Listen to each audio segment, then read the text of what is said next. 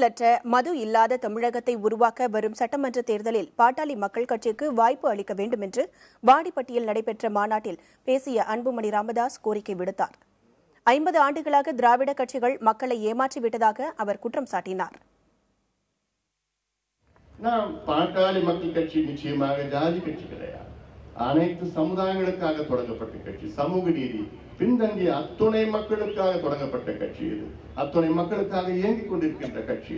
மேடையில் நீங்க பார்த்திருப்பீங்க, எல்லா சமுதாயத்தை சார்ந்த இங்க இருக்கின்ற பொறுப்பாளர்கள் இந்த மேடையில இருக்கின்றார்கள். தமிழ்நாட்டில் உள்ள ஒட்டுமொத்த சமுதாயத்தை சார்ந்த பொறுப்பாளர், பாட்டாளி மக்களுடைய அத்துணை பொறுப்பாளர்களும் இந்த மேடையில இருக்கின்றார்கள்.